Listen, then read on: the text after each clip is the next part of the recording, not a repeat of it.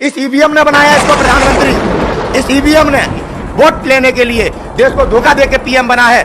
देश में भारतीय जनता पार्टी, ये देश प्रधानमंत्री से नहीं चलता है और ये ईवीएम हमको बना रहा है गुलाम। ईवीएम हमें मालिक से बना रहा है चौकीदार, नौकर। और आज देश की जनता को ईवीएम खोलने पड़ेंगे।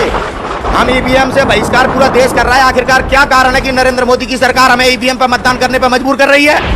हम देश नहीं गुलाम बनने देंगे कि हम इस ईवीएम के एक मशीन के चक्कर में गुलाम बन जाएंगे। तोड़ देंगे इस ईवीएम को, फोड़ देंगे। और ये देश का प्रधानमंत्री नरेंद्र मोदी भी भगवान नहीं है, इंसान है। हमने चुना था, गलती हो गई, गलती हो गई। निश्चित तौर पे ममता दीदी आएंगी और अगर ममता दीदी नहीं आएंगी तो ये लास्ट चुनाव है ईवीएम का।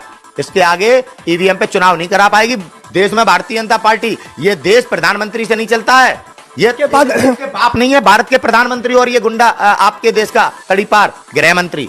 इस देश की जनता जनार्दन मालिक है और हम वोटर ही मालिक रहेंगे। और ये ईवीएम हमको बना रहा है गुलाम। ईवीएम हमें मालिक से बना रहा है चौकीदार, नौकर। और आज देश की जनता को ईवीएम फोड़ने पड़ेंगे। जब 2 मई को अगर हमारे बंगाल में अगर हमने पाया कि हमारे साथ ईवीएम ने विश्वासघात किया है, या तो चुनाव दोबारा होगा या इस ईवीएम को फोड़ देंगे, या उन लोगों को भी हम नहीं छोड़ेंगे जो ईवीएम के हिमायती हैं। ममता बनर्जी ने भी बयान दिया है। उन्होंने कहा कि हम धांधली हो रही है, हमारे साथ नाइंसाफी हो रही है, लोकतंत्र की हत्या हो रही है। बिल्कुल चुनाव को नहीं मानेंगे अगर हमारे साथ न्याय नहीं होगा। ऐसी प्रक्रिया को जो देश को गुलाम बना ले, हम कतई नहीं मानेंगे। हम ईवीएम से बहिष्कार पूरा देश कर रहा है। आखिरकार क्या कारण है कि नरेंद्र मोदी की सरकार हमें ईवीएम पर मतदान करने पर मजबूर कर रही है? हम देश नहीं गुलाम बनने देंगे कि ये ईवीएम पे झूठे लोकतंत्र का यहाँ पे हवाला देके और ये हमारे देश में अपनी अधिपत और बहुमत वाली सरकार बना के जनता की आजादी के अधिकार छीन ले और संविधान को, कॉन्स्टिट्यूशन पर हमला कर रहे हैं। इतना हमारे देश का नागरिक बेवकूफ नहीं है कि हम इस ईवीएम के एक मशीन के चक्कर में गुलाम बन जाएंगे। तोड़ देंगे इस ईवीएम को, फोड़ देंगे। ये चुनाव आयोग में बैठा भगवान नहीं है अरोरा और ये देश का प्रधानमंत्री नरेंद्र मोदी भी भगवान नहीं है, इंसान है। हमने चुना था, गलती हो गई, गलती हो गई। इस ईवीएम ने बनाया इसको प्रधानमंत्री, इस ईवीएम ने। और हम इसके प्रचार में गुमराह हो गए। कैसे बालाकोट में इसने हवा बनाई थी, कैसे झूठ बोला देश से कि हमने आतंकवादी मारे हैं। वो सब एक फिल्म थी। वोट लेने के लिए देश को धोखा देके पीएम बना है। हम ईवीएम पर अगर हमारे साथ न्याय नहीं होगा तो हम नहीं मानेंगे। पश्चिम बंगाल में सरकार किसकी है? चुनाव आयोग की आज परीक्षा है कि चुनाव आयोग पूरे देश को बताए कि चुनाव ईमानदारी से हो रहा है। ऐसे नहीं काम चलेगा। जैसे बिहार में आपने सरकार बना ली है, हम अपने आप को बलिदान करा देंगे भगत सिंह की तरह। जब देश गुलाम था, जब भगत सिंह ने हमें आजादी के लिए प्रेरित करने के लिए उस युवा ने बलिदान दिया था। ये बेवकूफ माफी मांगने वाले ये ना समझे आज भगत सिंह नहीं है, भगत सिंह दिल में रह रहे हैं। और ये बंगाल वही है जहां आजाद हिंद फौज बनी थी। फिर खड़ी हो जाएगी आजाद हिंद फौज अगर देश की जनता के मतदान का अधिकार छीनने का प्रयास किया इस नरेंद्र मोदी ने। दाढ़ी रख लेने से डरते होंगे तेरे गुलाम, देश की जनता नहीं। देश की जनता नहीं, हम 145 करोड़ भारत के नागरिक हैं।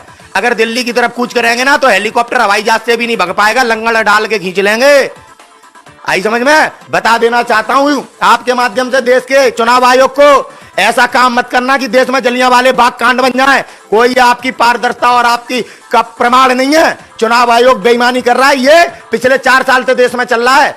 अब हवाला देके हमें बेवकूफ ना बनाए। हम देख रहे हैं देश की जीडीपी कहां है। आम नागरिक बोल नहीं पा रहा, पूरा देश आंदोलित है। अगर मीडिया नहीं दिखा रहा है तो इसका मतलब ये नहीं है कि देश में जनता आंदोलित नहीं है। इस मीडिया को भी आगे आने वाले वक्त में इसको भी पूरा दंड मिलेगा। हमारा आखिरी ज्यादा आबादी किसकी? हिंदू मुस्लिम की। हिंदू की कितनी आबादी? कम है। कितना होगा? तभी बहुत कम है। कितने सुरक्षित हैं आप बताइए? बहुत सुरक्षित है, कोई प्रॉब्लम इस तरह की खबरें टीवी में चलती है कई बार कि मुस्लिम बहुल क्षेत्रों में जो है हिंदू खतरे में है। ना, कोई खतरे में। आप हिंदू की मुस्लिम है। देखिए ये लोग साथ में रहते हैं। ये मेरे बड़े भाई हैं मनोज भाई, इनके हम छोटे भाई हैं। हम लोग एक साथ में खाना पीना उठना बैठना सब साथ में ही होता है हम लोगों का। यहाँ भेदभाव बोल के कोई चीज नहीं है। ये मोदी आकर और योगी आकर और जितने भी बीजेपी के लोग हैं सब आकर अगर बहकाएंगे बोलेंगे कि लोग यहाँ पे सही सुरक्षित नहीं है तो ये हरगिज नहीं हम लोग मानेंगे। नहीं। हम लोग यहाँ मोहब्बत के साथ रहते हैं और रहेंगे हमेशा जब तक हम लोग का शरीर में जान है। साहू जी हैं कहाँ? बिहार से हैं? यूपी से? झारखंड से। झारखंड में कहाँ से? झारखंड को नवादा। झारखंड में नवादा है। आप यहाँ पे रहते हैं साहू जी, मुसलमानों की यहाँ बहुत आबादी है, हिंदुओं की आबादी कम है। आप लोग डरते भी हैं? क्यों डरेंगे? यही तो हम जानना चाहते हैं। क्यों डरेंगे? क्योंकि हाँ? क्यों डरेंगे? मुसलमान अपना घर में खा रहे पी रहे, आप लोग अपने घर में खा रहे पी रहे हैं, ऑब्वियसली। क्योंकि इस तरह की अफवाहें उड़ती है, हम लोग खबरें यहाँ पे आती जो सरस्वती पूजा होता है, एक्चुअल हम लोग के यहाँ सरस्वती ज्यादा होता है, तो सेम दोनों कास्ट मनाते हैं।